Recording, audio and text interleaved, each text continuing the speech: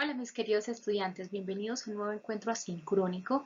El día de hoy vamos a hablar sobre la transformación de la materia y cómo se desarrolla esta gracias a los cambios de temperatura. Vamos a observar varios ejemplos de la vida cotidiana y vamos a conocer el nombre que recibe cada proceso. Vamos a observar los cambios que ocurren en la materia por efectos de la temperatura. Esto lo vamos a realizar en diferentes ejemplos. Cada uno de estos ejemplos trae un encabezado que varía de color. Cuando nos encontremos con el encabezado de color rojo, va a indicar que la temperatura ha aumentado, es decir, la temperatura es mayor. Y cuando nos encontremos con un encabezado de color azul oscuro, vamos a asociar que la temperatura es menor. Es decir, que vamos a reconocer cuando existen estos cambios de temperatura y cómo se denominan, digamos, estos efectos que causa la variación del calor o del frío. Uno de los primeros ejemplos que encontramos sobre la transformación de la materia es la sublimación, la cual se encarga de pasar de un estado sólido a gaseoso sin estar en el estado líquido. Un ejemplo que podemos hallar sobre esto es el hielo seco.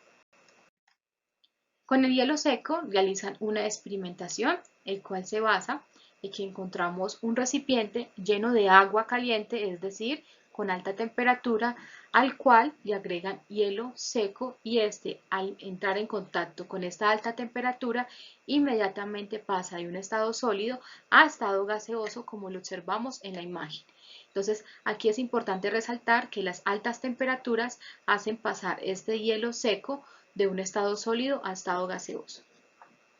Otro tipo de transformación de la materia es la sublimación inversa. Entonces, como vimos en el anterior ejemplo, la sublimación se realizaba gracias a las altas temperaturas y el paso era de sólido a gaseoso. En este caso es al revés. La sublimación inversa se realiza el cambio de estado gaseoso a sólido sin pasar por el líquido y podemos encontrar un ejemplo que podemos observar en nuestras casas. En nuestras casas algunos congeladores aún conservan la escarcha. Entonces, cuando se genera esta escarcha es porque el agua o el gas refrigerante de las neveras pasa de estar de un estado gaseoso a sólido para formarme estos hielitos que tenemos en forma de escarcha. Otro tipo de transformación de la materia es la fusión, el cual es un proceso físico que consiste en el cambio de estado de la materia pasando del sólido al líquido por efecto del calor.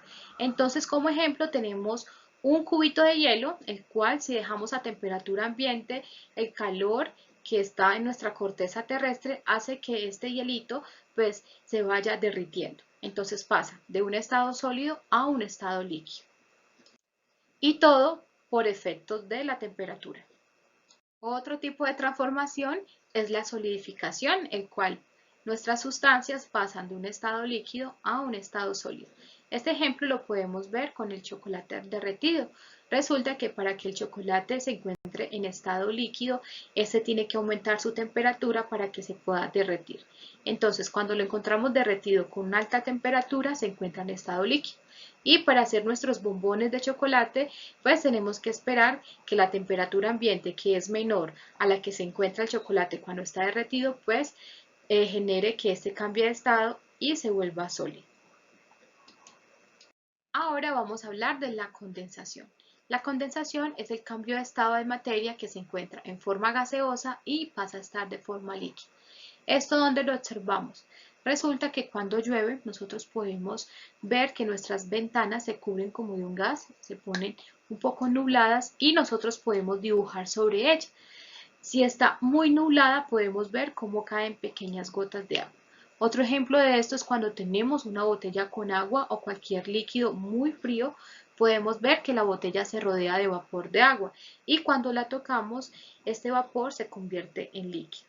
Entonces, este cambio de estado se genera gracias a la disminución de la temperatura. Por último, encontramos la evaporación, el cual es el proceso de pasar de un estado líquido a un estado gaseoso. Por ejemplo, encontramos el más común, que es cuando por efectos de la temperatura, cuando colocamos una olla llena de agua a hervir, esta pasa de un estado líquido a un estado gaseoso. Hasta aquí llegamos con nuestro tema sobre la transformación de la materia.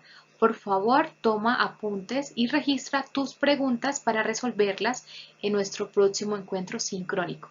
Que Dios te bendiga. Muchas gracias por estar tan pendiente de su materia de ciencias naturales.